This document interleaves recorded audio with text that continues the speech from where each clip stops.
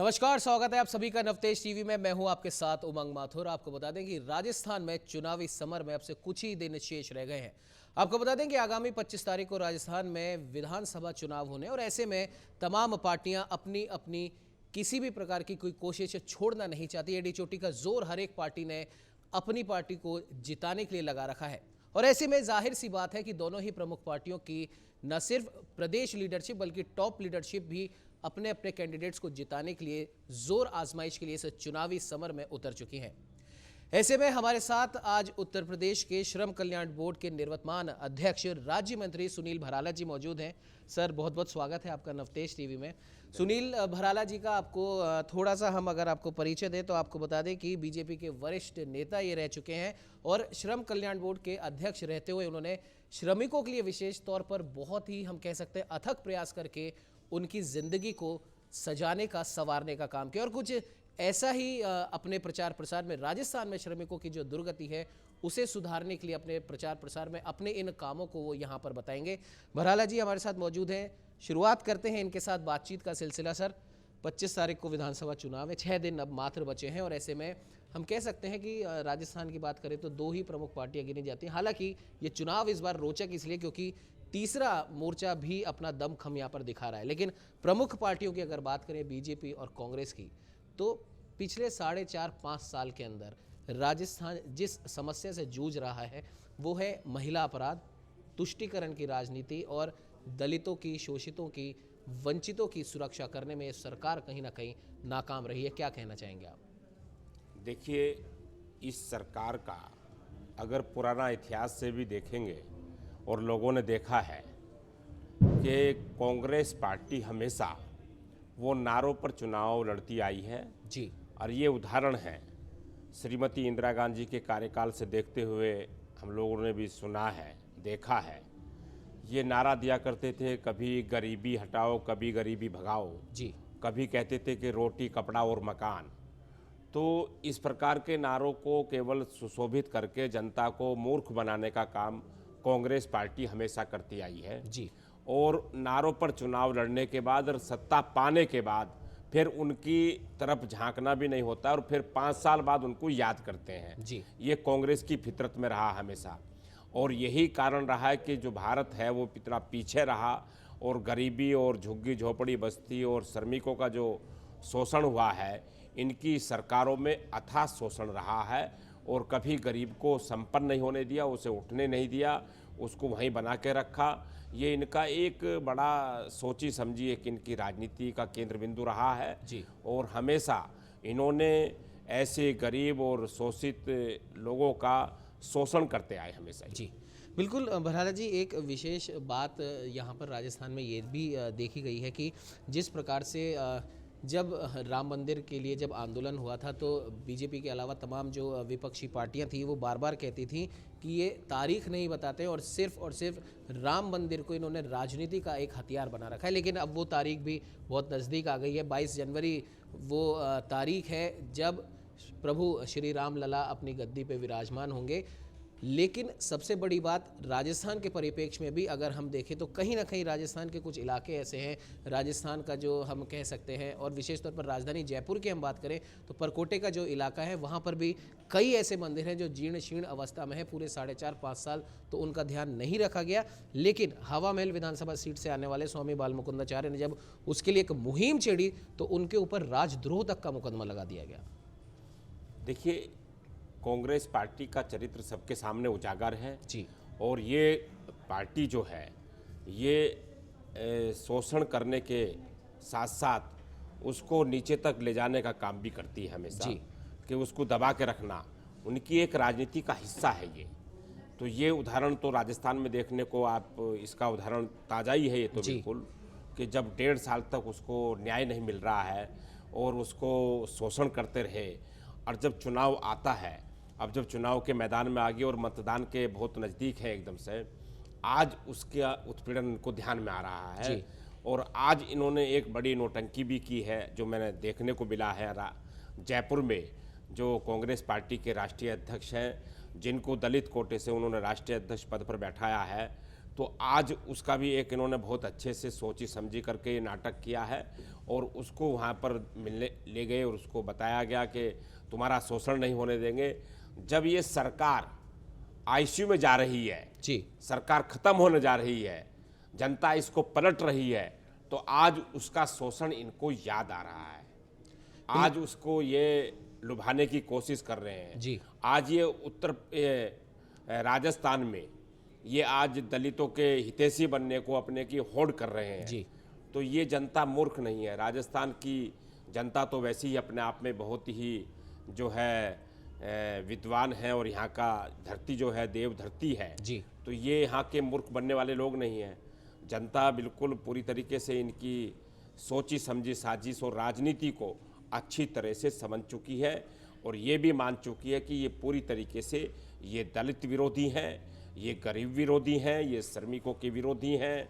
ये निश्चित रूप से इनका चेहरा जो है बेनकाब हो रहा है। बिल्कुल भराला जी, उत्तर प्रदेश से आप आते हैं और जिस प्रकार से उत्तर प्रदेश में मुख्यमंत्री योगी आदित्यनाथ के नेतृत्व में अपराधियों पर और अपराध पर ऐसी लगाम लगाई गई है कि अब उत्तर प्रदेश में अपराध करने में अपराधी कहीं ना कहीं डरते हैं और वो खुद पुलिस थाने में जाके सरेंडर कर रहे हैं। और शुरुआत में योगी मॉडल की, या फिर हम ये कह सकते हैं कि योगी के बुलडोज़र मॉडल की जो हंसी उड़ाई गई थी, आज कहीं ना कहीं पूरे देश में वो बुलडोज़र बाकायदा गरज रहा है और अपना असर भी दिखा रहा है। राजस्थान की ही हम बात करें, पेपर लीक का मुद्दा भी यहाँ पर काफ़ी छाया हुआ है, लेकिन हम कह सकते हैं कि फौरी तौर पर कार्रवाई करने के लिए या पेपर लीक से जो उपजा जो विरोध था उसे दबाने के लिए कहीं ना कहीं मुख्यमंत्री अशोक गहलोत ने भी योगी मॉडल का ही हम कह सकते हैं कि उदाहरण लिया और बुलडोज़र से जो भी कथित माफिया थे उनमें से एक आध का उन्होंने घर भी नेस्ता नाबूद कर दिया। लेकिन अभी भी कई ऐसे आरोपी हैं पेपर लीक को लेकर जो अभी भी हम कह सकते हैं कानून की हिरासत से बाहर है।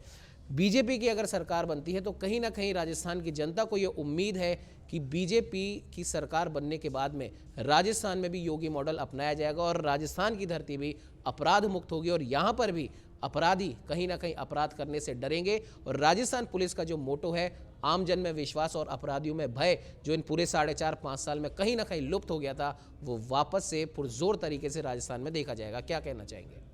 देखिए, ये बिल्कुल सही बात कही आपने उमंग जी के जो उत्तर प्रदेश सरकार जहां एक अपराधियों की भूमि के रूप में स्थापित पूरे भारत के अंदर हो चुकी थी जी, और उसकी छवि पूरे विश्व स्तर तक खराब हो चुकी थी कि उत्तर प्रदेश जो है उल्टा पुल्टा प्रदेश बन चुका है, तो ये ठीक नहीं होगा। तो निश्चित रूप से 2017 में जब उत्तर प्रदेश के मुख्यमंत्री श्री योगी आदित्यनाथ जी ने अपनी कोशिश संभाली तो उन्होंने सबसे पहले उस अपराध को खात्मा किया और उत्तर प्रदेश में जो ऐसे हिस्ट्री सीटर थे, जो माफिया थे, डॉन थे, जहाँ अराजकता करने वाले लोग थे, उन सब पर जो है गुंडों पर जो बुलडोजर चलाने का काम उत्तर प्रदेश के मुख्यमंत्री श्री योगी आदित्यनाथ जी ने की, उसका पूरे भारत में उसकी चर्चा है जी, और निश्चित रूप से ये बात सत्य है। यहाँ से कांग्रेस की विदाई है और उत्तर प्रदेश के चारों तरफ जो बॉर्डर है, राजस्थान की सटी हुई सीमाएं हैं, उन सीमाओं पर उत्तर प्रदेश के बुलडोजर तैनात लगे हुए हैं। जो कांग्रेस सरकार में यहाँ अराजकता हुई है, यहाँ पेपर लीक घोटाले आदि आदि गुंडागर्दी और जिस प्रकार से यहाँ हिंदुओं का शोषण हो रहा है, जिस प्रकार से यहाँ पर लव जिहाद फैल रहा है, जिस प्रकार से यहाँ पर जो अराजकता की स्थिति पैदा हो रही है राजस्थान के अंदर, वो निश्चित रूप से वो बुलडोजर जो मॉडल है वो राजस्थान को भी यहाँ पर सुरक्षित करेगा और ठीक करेगा और यहाँ के जो अपराधियों के हौसले बुलंद हैं उनके हौसलों को भी यहाँ नेस्त नाबूद करने का काम भारतीय जनता पार्टी की सरकार करेगी। भारतीय जनता पार्टी का जो मॉडल है, जहाँ स्वराज का मॉडल हमारा है, जहाँ कानून व्यवस्था है, सुचिता है, तो ये भारतीय जनता पार्टी उसको लागू करेगी और निश्चित रूप से यहाँ 25 तारीख लास्ट है इनका और उसके बाद यहाँ भारतीय जनता पार्टी का राज होगा यहाँ पर। बिल्कुल। भराला जी, ये तो रही राजनीति की बात। अब आपका जो डिपार्टमेंट है श्रम कल्याण बोर्ड में, उस डिपार्टमेंट के अंदर आपने एक बहुत ही हम कह सकते हैं उल्लेखनीय काम करा है। करीब 8 करोड़ से भी ज़्यादा श्रमिकों का पंजीकरण आपने करवाया और सीधा लाभ सरकारी योजनाओं का उस तबके तक पहुंचाया है जो तबका कहीं ना कहीं सरकारी योजनाओं से वंचित रह जाता था। ये काम, और इतना बड़ा काम, हम कह सकते हैं छोटा काम नहीं है, 8 करोड़ लोगों तक सीधा लाभ सरकारी योजनाओं का पहुंचाना, उनका पंजीकरण करवाना वाकई में एक बड़ा और उल्लेखनीय कार्य है। ये कार्य आप कैसे कर पाए, और आने वाले राजस्थान चुनावों में जब बीजेपी की सत्ता अगर बनती है तो यहाँ पर उसे किस प्रकार से लागू किया जा सकता है?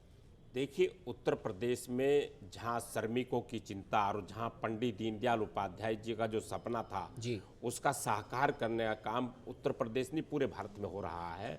और भारत की सरकार भी उसको, आदरणीय नरेंद्र मोदी जी उस सपने को साकार करने में लगे हैं। गरीबों की जो चिंता है, जो गरीबों की जो आवास की योजना है, उसको उसके घर तक उसको छत देने का, घर देने का काम भारत के प्रधानमंत्री श्री नरेंद्र मोदी जी, जो प्रधानमंत्री ग्रामीण आवास और प्रधानमंत्री शहरी आवास योजना के माध्यम से हो रहा है।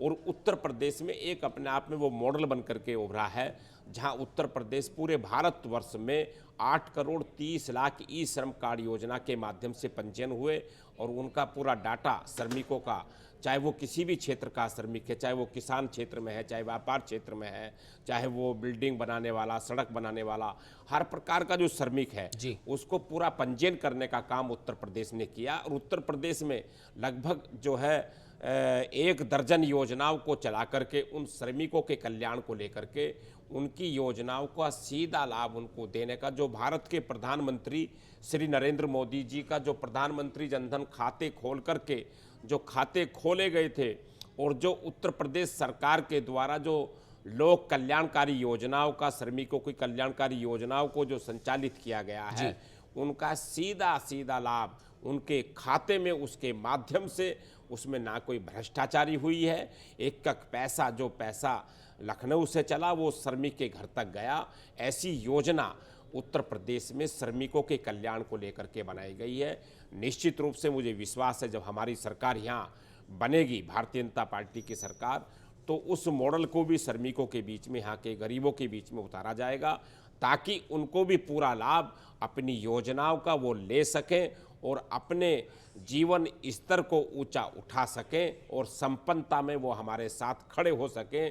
ऐसा यहाँ का भी सपना साकार होगा। जी, बिल्कुल भराला जी। और सबसे बड़ी बात यहाँ देखने वाली ये भी है कि क्योंकि अब राजस्थान में अब से कुछ ही दिन में विधानसभा चुनाव है, उत्तर प्रदेश भी चुनावों की इस वैतरणी से पार हुआ था, और उस समय अगर एक विशेष बात जो पूरे देश में कहीं ना कहीं कांग्रेस पार्टी की ओर से, या कांग्रेस पार्टी की जो वरिष्ठ नेता हैं प्रियंका गांधी वाड्रा, उनकी तरफ से जो कही गई थी, लड़की हूँ लड़ सकती हूँ, और उत्तर प्रदेश के उस विधानसभा चुनाव के प्रचार के पूरे समय ऐसी कोई उत्तर प्रदेश का, हम कह सकते हैं, गली कूचा उन्होंने शायद नहीं छोड़ा होगा जहां पर उन्होंने इस मुद्दे को नहीं उठाया हो। लेकिन राजस्थान की विशेष तौर पर हम बात करें, पूरे देश में कहीं ना कहीं महिला अपराध में राजस्थान नंबर 1 है, लेकिन लड़की हूँ लड़ सकती हूँ वाली प्रियंका गांधी वाड्रा सिर्फ और सिर्फ एक राजनीतिक टूरिज्म यहाँ पर करने आती हैं और यहाँ से वापस लौट जाती हैं। क्या आपको लगता है कि राजस्थान की लड़की के लिए वो लड़की क्या लड़ नहीं सकती थी? देखिए, क्या है कि प्रियंका गांधी जी को जहाँ भाजपा शासित राज्य है जी, वहाँ वो लड़ने की हिम्मत जुटाने की बात करती हैं, और वहाँ वो महिला का अत्याचार, महिला के उत्पीड़न, गरीबों के उत्पीड़न, दलितों के उत्पीड़न, ऐसे विषयों को लाने का प्रयास करती हैं। मैं उनसे पूछना चाहता हूँ, राजस्थान के अंदर यहाँ जिस प्रकार से यहाँ महिलाओं के साथ अनाचार है, अत्याचार है, यहाँ पर जो लव जिहाद है, यहाँ का जो आज एक वर्ग जो खुल कर के जो अपने हिंदुओं बहन बेटियों को हाथ में कलावार ये बांध करके जिस प्रकार का यहाँ षड्यंत्र चला रहा है, उनको यहाँ राजस्थान की सरकार क्योंकि उनकी है, तो उनको यहाँ महिलाओं का उत्पीड़न नहीं दिखाई देता है। उनको उत्तर प्रदेश में दिखाई देता है, उनको उत्तराखंड में दिखाई देता है, उनको हरियाणा में दिखाई देता है, उनको गुजरात में दिखाई देता है। तो मैं कहना चाहूँगा कि इन सारी जो यहाँ राजस्थान में जो उत्पीड़न हुए हैं, यहाँ महिलाओं के खिलाफ जो षड्यंत्र रचे गए हैं, निश्चित रूप से ये वक्त उनका है।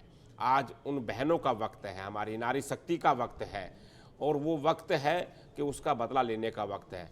और भारत के प्रधानमंत्री जी ने उसको भी बहुत बड़ा आगे बढ़ाने का जो काम किया है, जो हमारी बहनों को, महिलाओं को जो देश के अंदर 33% आरक्षण करने का काम किया है, और भारत का भारत की पार्लियामेंट का, लोकसभा का विशेष सत्र बुला करके उसको घोषणा करने का काम किया है, तो निश्चित रूप से यहाँ के राजस्थान की जो हमारी बहनें हैं वो निश्चित रूप से उस नारी शक्ति बंधन को, उसको प्रेरणा के आधार पर लेंगी। और जिस प्रकार से छत्तीसगढ़ और मध्य प्रदेश में बहनों ने खड़े होकर के 50% जो भाग है भारतीय जनता पार्टी के पक्ष में और दोनों राज्यों में सरकार बनाने का काम करा है, यहाँ भी ऐतिहासिक सरकार बनाने जा रही हैं हमारी बहनें और महिलाएं। पूरी वोट भारतीय जनता पार्टी के पक्ष में जा रही है। बिल्कुल भराला जी, एक और विशेष बात ये होती है भाई, विधानसभा चुनाव होते हैं या लोकसभा चुनाव है या किसी भी श्रेणी के चुनाव हो, अक्सर देखा जाता है कि तमाम राजनेता हो पार्टी की तरफ से कुछ ना कुछ चुनावी वायदे किए जाते हैं। जैसे कभी संकल्प पत्र का नाम दिया जाता है, कभी गारंटी का नाम दिया जाता है, कभी विजन डॉक्यूमेंट का नाम दिया जाता है या कभी उसे मैनिफेस्टो के नाम से जाना जाता है। हम बात करें अगर बीजेपी के संकल्प पत्र की, जो कि अभी परसों ही लागू हुआ है, लेकिन कांग्रेस अभी तक सिर्फ और सिर्फ, भले उनके मुखिया अशोक गहलोत हो या फिर तमाम उनके टॉप लीडरशिप हो, वो अभी तक सिर्फ गारंटियां बांट रहा है। संकल्प पत्र, मैनिफेस्टो या चुनावी घोषणा पत्र उनका अभी तक नहीं आया। और उनकी गारंटियों की अगर बात कर दे तो वो 500 रुपये में गैस सिलेंडर की वो बात करते हैं, महिला अपराधों में कमी की वो बात करते हैं, किसानों के साथ, युवाओं के साथ कई प्रकार के वादे वो यहाँ पर करके गए हैं, बिजली के बिलों में राहत की वो बात करते हैं। लेकिन अगर हम थोड़ा पीछे जाएं, 4.5-5 साल पहले पिछले विधानसभा चुनावों की बात करें तो कांग्रेस के ही वरिष्ठ नेता राहुल गांधी 1 से 10 तक की गिनती यहाँ पर गिन के गए थे और उन्होंने कहा था कि 10 तक की गिनती खत्म होने से पहले किसानों का संपूर्ण कर्जा माफ हो जाएगा। और बेरोजगारों से वो वादा करके गए थे कि जो बेरोजगार युवा हैं उन्हें कुछ स्टाइपेंड दिया जाएगा। लेकिन आज अगर ज़मीनी हकीकत की बात करें तो ये दोनों ही वादे हकीकत से कोसों दूर हैं और आज फिर से वही वादे इस विधानसभा चुनाव में गारंटी के तौर पर दोहराए जा रहे हैं। क्या कहेंगे इस पर? देखिए, जो राजस्थान के बेरोजगार युवा हैं, राजस्थान के जो वो इस देश के अन्नदाता किसान हैं जी, इस देश के जो अपने मेहनत कश के माध्यम से इस राज्य को और देश को बनाने का काम करता है, वो श्रमिक जो है, जो अपना पसीना बहाता है, तो ये जो पिलर है या वे रेडी ठेली पटरी वाले जो कच्चे व्यापारी हैं, जिनको इन्होंने 2018 में जो झूठे वादे किए थे और झूठी गारंटी दी थी जी, उस गारंटी की जो आज कमर कसी है, यानी कि ऐसे श्रमिकों ने भी और ऐसे यहाँ के कच्चे छोटे रेली ठेली पटरी वालों व्यापारियों ने और ऐसे अन्नदाता किसान ने, जिनके उन्होंने सपने को चकनाचूर किया है, उन्होंने निश्चित रूप से इस बात की गारंटी ली है कि इनकी सरकार को भगाना है, उखाड़ करके फेंकना है जी। इस सरकार को उखाड़ेंगे वे निश्चित रूप से और वो संकल्प अपना पूरा करेंगे। वो समय उनका आ चुका है। राहुल गांधी जी को इस बात को दोहराने की अब आवश्यकता नहीं पड़ेगी, क्योंकि गारंटी एक बार की होती है, बार बार की गारंटी नहीं होती है। तो ये बार बार जो झूठे वादे जनता के बीच में गारंटी के साथ कर रहे हैं और जो लोगों को बरगलाने का काम कर रहे हैं, लोगों को जो फंसाने का काम कर रहे हैं, मतदाताओं को अपने चंगुल में फंसाने का जो काम कर रहे हैं, इनके उस षड्यंत्र का पूरी तरीके से पर्दाफाश हो चुका है। और निश्चित रूप से मुझे भारी विश्वास है, ऐसे राजस्थान के ऐसे बेरोजगार युवा, ऐसे परेशान श्रमिक, परेशान जो पीड़ित किसान, वो आज सड़कों पर आकर के वो बदला लेने का वक्त आ गया। और जो इन्होंने झूठी गारंटी और झूठे वादे किए थे, इनको निश्चित रूप से जो इनका वो पंजा है, उल्टा इनके मुंह पर तमाचा मारने का काम करेंगे। बिल्कुल। भराला जी, एक सवाल ये भी यहाँ पर बनता है कि तमाम जो विधानसभा चुनाव होते हैं, लोकसभा चुनाव होते हैं, उनमें कहीं ना कहीं कुछ 4-5 मुद्दे कॉमन रहते हैं। भले ही वो बेरोजगारी का मुद्दा हो, महिला अपराधों का, महिला सशक्तिकरण का मुद्दा हो, हम कह सकते हैं बच्चों की शिक्षा का मुद्दा हो, चिकित्सा का मुद्दा हो, तमाम ऐसे मुद्दे हैं जो चुनावों में छाए रहते हैं। और इस चुनाव में भी आश्चर्य नहीं है कि ये तमाम मुद्दे छाए हुए हैं। लेकिन यकायक से एक और मुद्दा इन चुनावों में जुड़ गया है, वो है सनातन संस्कृति का मुद्दा। कांग्रेस एक तरफ बीजेपी को नकली हिंदू करार देती है, तो वहीं बीजेपी पलटवार करती है कि सनातन संस्कृति की जो ध्वजा है वो कई वर्षों से, बल्कि कई वर्षों से क्या, जनसंघ की स्थापना से बीजेपी ने उठा रखी है। ऐसे में कांग्रेस के इन तमाम दावों का जो वो बीजेपी पर आरोप लगाती है सनातन संस्कृति का नाटक करने का, उस पर आपका क्या कहना है? देखिए, आप देख रहे होंगे उमंग जी के ये जो 500 वर्ष का जो एक बड़ा आंदोलन जो एक इतिहास में रचा गया है जी, और वो भगवान श्री राम के मंदिर आंदोलन को लेकर के आप देखते होंगे तो लगभग 500 वर्षों तक लड़ाई लड़ी। और जब स्थापना भारतीय जनसंघ की 1951 21 अक्टूबर को हुई थी, जी। तो उस संकल्प के साथ हम आए थे कि हम भारत के ऐसे मुद्दों को, यानी कि जो विवादित हैं, जैसे भगवान श्री राम मंदिर का एक प्रकरण है, जी। या फिर धारा 370 का है, फिर ये पूरे सीमाओं का है, उस पर अगर ध्यान में जाता होगा तो भारतीय जनता पार्टी का ये एक वादा भी था और एक जनता को भरोसा भी दिया था कि हम इन वादों को भी पूरा करेंगे और आपका भरोसे पे हम कायम रहेंगे। तो भारतीय जनसंघ से लेकर के भारतीय जनता पार्टी की यात्रा करते करते भारत के प्रधानमंत्री श्री नरेंद्र मोदी जी के नेतृत्व में आपने देखा होगा देश के गृह मंत्री आदरणीय अमित शाह जी के माध्यम से धारा 370 को भी हटाने का कार्य किया।